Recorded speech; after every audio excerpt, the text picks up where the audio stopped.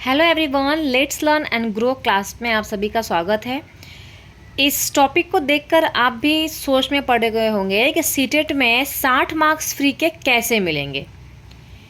यहाँ पे लिखा भी है क्वेश्चन मार्क कैसे। तो देखिए, ये अंत तक वीडियो ज़रूर देख के जाइएगा क्योंकि वीडियो जो है वो इम्पोर्टेंट रहेगी और आप लोग भी सीटेट की सच्चाई जानते ही हैं कि बहुत कम बच्चे ही पास हो पाते हैं। तो अंत तक वीडियो ज़रूर देख के जाइएगा। देखिए, अब 60 मार्क्स आपको कैसे मिलेंगे। तो आपको आपके सब्जेक्ट तो पता ही है कि कितने सब्जेक्ट होते हैं। अगर आप पेपर 1 के लिए ट्राई कर रहे हैं तो सीडीपी हो गया, फिर इसके बाद आपका ईवीएस हो गया, फिर मैथ्स हो गया और हिंदी और इंग्लिश। तो टोटल 5 सब्जेक्ट आपके पेपर 1 में होते हैं। उसी प्रकार से अगर हम पेपर 2 की बात करें तो उसमें भी आपके, अगर आप साइंस मैथ्स वाले हैं तो सीडीपी हो गया और ये साइंस और मैथ्स साथ में आएगा आपका। ठीक है, अगर आप सोशल साइंस वाले हैं तो सोशल साइंस अकेला, एसएस जो है वो अकेला 60 मार्क्स का आता है और इसके बाद हिंदी और इंग्लिश। ठीक है, तो पेपर 1 जो होता है उसमें 5 सब्जेक्ट होते हैं, पेपर 2 जो होता है उसमें 4 सब्जेक्ट होते हैं। ओके, इतना तो आपको पता ही है। तो 60 मार्क्स हमको लेके आना है। तो आप लोग को पता ही है कि 30 मार्क्स का हिंदी आता है और 30 मार्क्स का इंग्लिश। ये आपके ऊपर डिपेंड करता है कि आपने लैंग्वेज पेपर जो फॉर्म होता है उसको फिल करते वक्त क्या लिया है। पेपर 1 हिंदी लिया है या पेपर 1 इंग्लिश लिया है।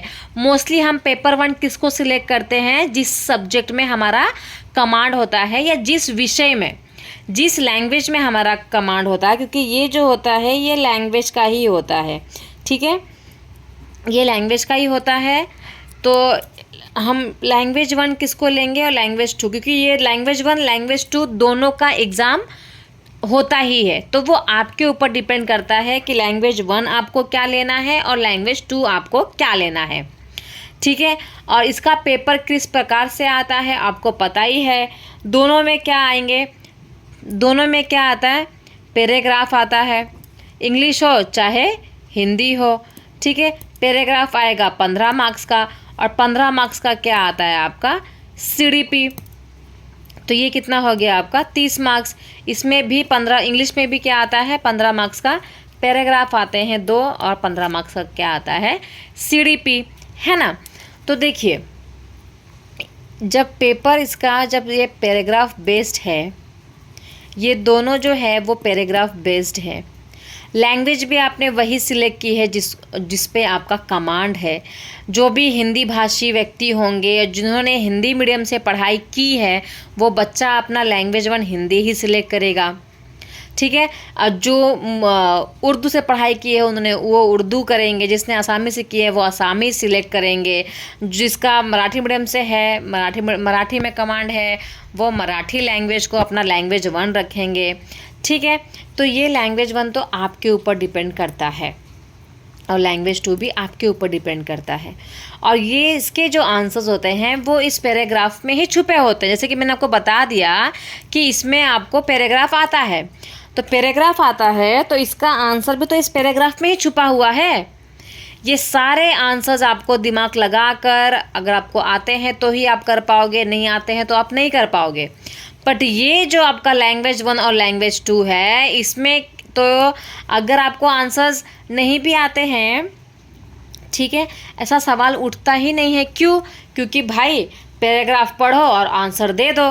क्योंकि पैराग्राफ पढ़े, मैं ये नहीं बोल रही हूँ कि पैराग्राफ बहुत छोटे बच्चों की तरह आसान सा आता है कि सूरज कहाँ उगता है, सूरज पूरब से उगता है, पश्चिम में डूब जाता है। इतना इजी पैराग्राफ नहीं होता है। पैराग्राफ थोड़ा सा डिफ़िकल्ट होता है, लैंग्वेज के अकॉर्डिंग बहुत डिफ़िकल्ट टर्म्स यूज़ किए जाते हैं। बट अगर आपका लैंग्वेज 1 लैंग्वेज 2 में कमांड है तो आप इसको आसानी से निकाल लोगे। तो इसीलिए मैं आपको बोल रही हूँ यहाँ पे कि सीटेट में 60 मार्क्स कहाँ से मिलेंगे? तो ये यहीं से मिलेंगे। सबसे पहले आप लैंग्वेज का जो पेपर होता है, सेक्शन सी, डी और ई, ठीक है, इन दोनों की ही कीजिए। क्यों? क्योंकि हिंदी और इंग्लिश आपका जो भी लैंग्वेज आप सिलेक्ट करोगे वो हो जाएगा, तो आपका आधा घंटा में 2 पेपर हो जाएगा, है ना, 2 सब्जेक्ट वहाँ पर कंप्लीट हो जाएगा। और उसके बाद आप में इसमें क्या होता है कि आप में थोड़ा सा कॉन्फिडेंस भी बिल्ड होता है कि मैंने आधा घंटा में मेरा 2 विषय कंप्लीट हो चुके हैं, अभी मेरे पास सिर्फ 3 विषय बचे हैं और मेरे पास बचे हैं 1.5 घंटे, क्योंकि पेपर कितने घंटे का होता है? 2 घंटे का पेपर होता है आपका, है ना, कितना 2.5 घंटे का होता है।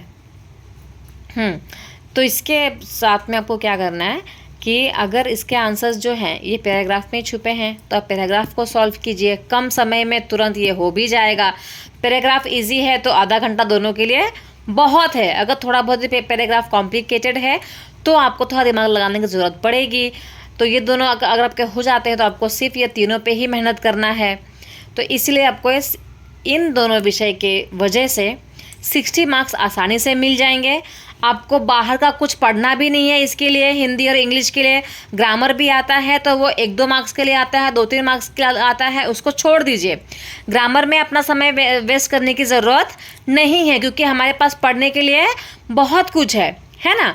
तो ग्रामर में हम समय व्यतीत, ग्रामर आपको इसमें नहीं पढ़ना है। ग्रामर में आप बिल्कुल भी अपना समय बर्बाद ना करें।